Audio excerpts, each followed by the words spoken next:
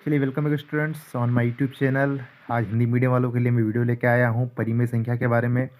जैसे कोई दो संख्या दे रखी है, उनके बीच में आपको 5 परिमेय संख्या ज्ञात करना है, 6 करना है, 10 करना है। जैसे भी प्रश्न आ जाए बिल्कुल बेहतरीन सा हल आपको यहाँ पर मैं आपको बताने वाला हूँ।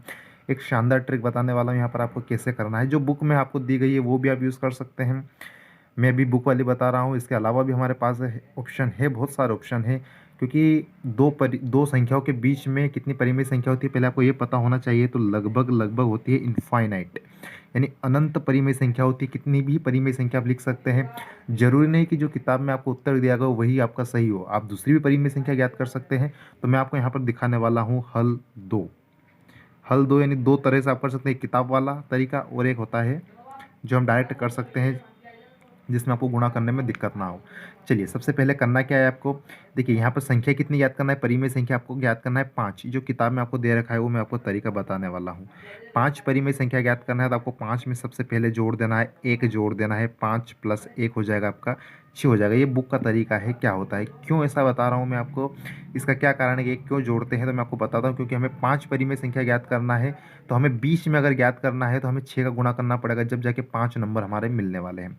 चलिए 5 में 1 जोड़ेंगे। यहाँ पे अगर 10 पूछते 10 में 1 जोड़ते 11, 7 पूछते 7 में 1 जोड़ते 8। चलिए 5 में 1 जोड़ा 6 है। इस 6 का करना है क्या है आपको, ये जो दो संख्या दे रखी है दोनों में क्या करना है, गुणा और भाग करना है। कैसे, तो यहाँ पर आपको लिखना है कि 6 का गुणा व भाग करने पर क्या मिलेगा हमें। देखिए 2 है यहाँ पर आपका और यहाँ पर क्या है 3 है।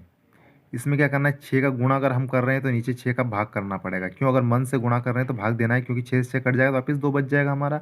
तराजू में अगर कुछ वजन एक साइड रख रहे हैं तो हमें एक साइड और बराबर करने के लिए वजन रखना होगा। इसलिए अगर गुणा 6 से कर रहे हैं तो 6 से भाग देना होगा।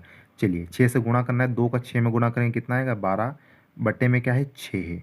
और इधर क्या है 3 का गुणा 6 में करेंगे तो 18 बट्टा क्या आएगा 6 आएगा। चलिए अब इनके बीच में क्या क्या संख्या आ रही है, देखिए 12/6 और 18/6। सबसे पहले ध्यान रखना है नीचे वाली संख्या समान होनी चाहिए, बिल्कुल समान है 6।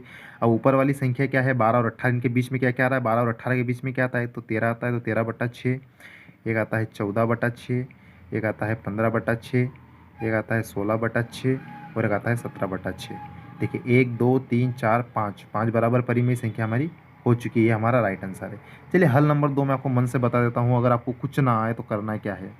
2 और 3, देखिए 5 परिमेय संख्या 6 7 8 9, 10 से कम परिमेय संख्या अगर पूछी जाए तो आपको साधारण सा क्या करना है, दोनों और 10 से गुणा कर देना डायरेक्ट। 10 से गुणा व भाग करने पर,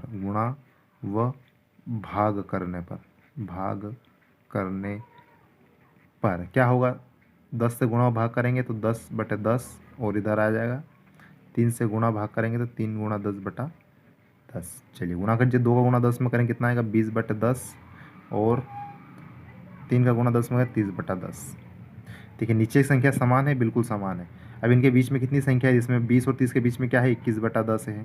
एक संख्या ये हो गई, एक 22/10 है, एक संख्या ये हो गई, एक 23/10 है, 24/10 है, 25/10 है। हमें 5 पूछिए तो हमने 5 लिख दिया, और 26 27 28 बहुत सारे हैं। तो डायरेक्ट 10 से गुणा भाग कर सकते हैं।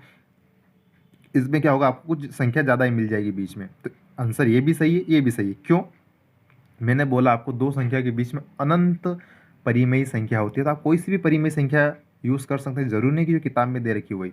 हमने 10 से गुणा कर दिया यहाँ पर डायरेक्ट, भले 5 पूछे 4 पूछे 3 होना चाहिए, 10 से कम तो 10 से गुणा किया, 10 से ज़्यादा पूछे तो डायरेक्ट 20 से गुणा कर दो, क्योंकि गुणा करने में आसानी होती है। तो यहाँ पर होता है हमारा ये क्वेश्चन एंड। यहाँ पर बहुत ही शानदार, यहाँ पर मुझे आशा है आपको ये प्रश्न समझ में आया होगा।